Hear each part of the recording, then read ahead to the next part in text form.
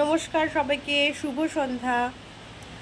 আজকে আমি একটা জিনিস পাঠ করব, সেটা হচ্ছে বর্তমান সমাজে নারীর অবস্থান।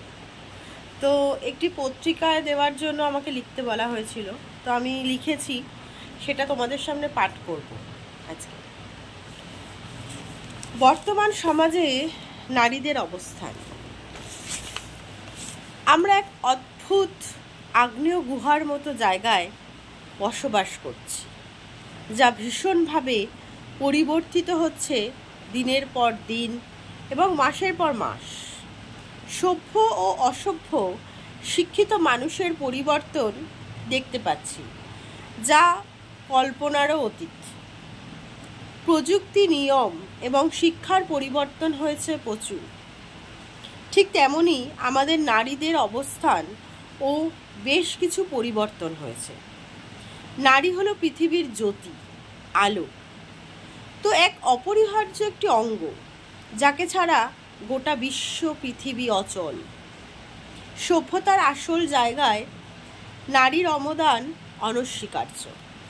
যুগের পর যুগ নারীরা পুরুষের পাশাপাশি সমানভাবে অবস্থান করেছে।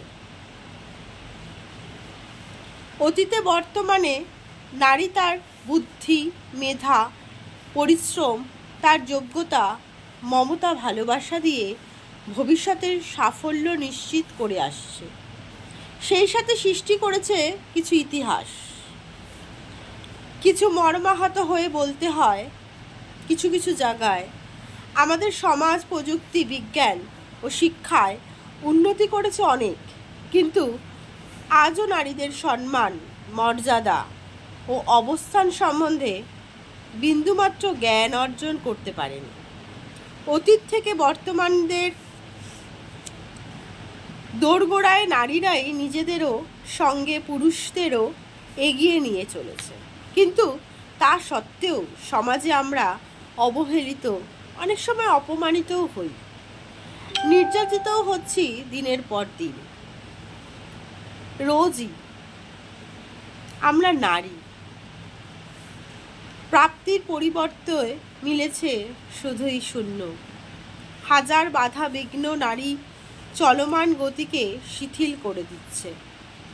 নারী, তুমি রাতে বেরোতে পারবে না, বেশি রাতে ঘরে ফেরা যেন পাপ। রোজগার করা নারীরাও অনেক পুরুষের চোখে খারাপ। সময়ের সাথে আইনও বদলাচ্ছে, নীতিচার, বিচার সবই পাল্টে যাচ্ছে। তাও নারীর অবস্থান পরিবর্তন করা যাবে না, এবং যাচ্ছেও না। তারা নাকি পুরুষের পায়ের তলায় থাকবে, কারণ তারা নারী। ঘরে উঁচু গলায় কথা বলা যাবে না, অন্যায়ের প্রতিবাদ করা যাবে না, কারণ আমরা নারী। এখনও নারী অসহায়। বিশ্বের প্রতিটি দেশ প্রায় প্রতিদিন নিম্নস্তর থেকে শুরু করে উচ্চস্তর পর্যন্ত কর্মচারী নারীরা বিভিন্নভাবে, বিভিন্ন কৌশলে যৌন নির্যাতনও অনেকের শিকার হয়। ধর্ষিত হচ্ছে তার কর্মস্থলে, তাও তার বিচার হয় না, কারণ আমরা নারী। শুধু ঘরে নয়, বাইরে নয়, রাস্তাঘাটে, দেশে বিদেশেও নারীদের কোনো নিরাপত্তা নেই। অনেক সময় নারী সন্তান অমঙ্গল বলে মনে করা হয়। অনেক ছেলেরা মনে করেন পরের ঘরের মেয়ে বিয়ে হয়ে আসলে তাকে কাজের মেয়ে বলে মনে করা হয় আজও, যদিও সে হোক MA পাস বা BA পাস। বিশ্বের অল্প উন্নত দেশগুলোতে কর্মপক্ষে 12.5 লাখ অবিবাহিত কিশোরী গর্ভধারণ করে। যানবাহনে, রাস্তায়, গ্রামে ধর্ষিত হচ্ছে অনেক নারী। শহর অঞ্চলের উন্নত স্থানীয় জায়গায় মেয়েরা ধর্ষিত হয়ে জলে ভাসিয়ে দেয়, মেয়েদের ধর্ষিত করা হয়, আজও শোনা যাচ্ছে।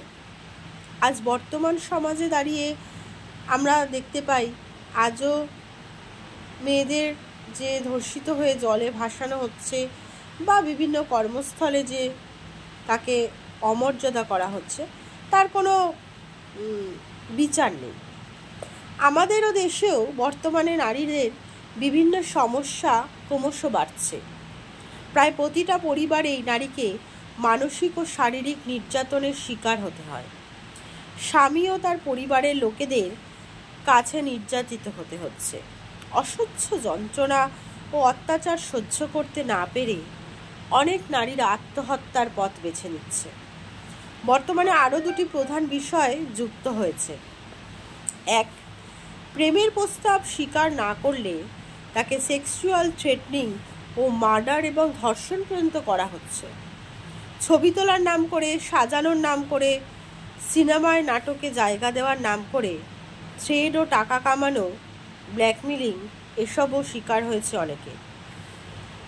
পর্ণশ্রী এলাকায় কিছু মাস আগে এক মহিলাকে ধর্ষণ করে পুকুরের জলে ভাসিয়ে দেওয়া হয়।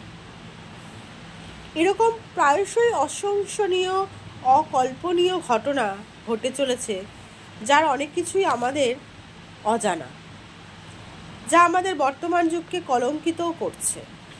পৃথিবীর বিভিন্ন জায়গায়, এমনই আমাদের বাংলাদেশেও অনার কিলিং প্রথা প্রচলিত হয়েছে। নারীরাই শিকার হচ্ছে বেশিরভাগ। বর্তমানে উত্তরাধিকার বন্টনের ক্ষেত্রে অনেক পরিবারেই নারীকে বঞ্চিত করা হয়। কখনো সামান্য পরিমাণ সম্পত্তি নারী পায়। শিক্ষা কাঠামো উন্নত হচ্ছে, কিন্তু নারী সমস্যা দিন দিন বেড়ে চলেছে।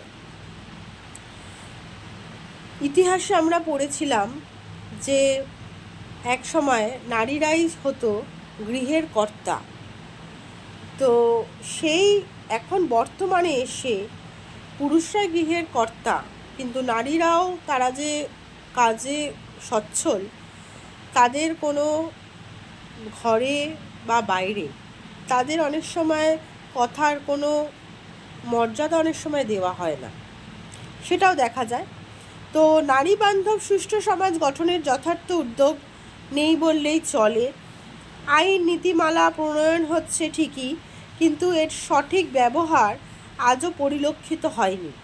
কঠিন বাস্তব সত্যি কথা এটাই যে নারী দিবস ঘটা করে পালন করে পুরুষরা বা সমাজ। শুধুমাত্র এই দিনেই নারীকে সম্মান দেখানোর খেলায় মেতে উঠেছে সবাই। বাকি 364 দিন নারী অত্যাচারিত, অবহেলিত আর নির্যাতন করা হয়ে থাকে অনেক সময় নারীর ওপরেই। তো শেষে প্রশ্ন থেকে যায় একটাই, কবে উন্নত বর্তমান সমাজ নারীদের সঠিকভাবে বাঁচতে দেবে, সম্মান মর্যাদা দেবে? কবে মানব জাতির চোখ বিবেক খুলবে? বুদ্ধি, জ্ঞান এবং প্রাপ্ত মানুষ নারীর পেট থেকেই যে বেরিয়েছে, সেটা কি ভুলে যাবে?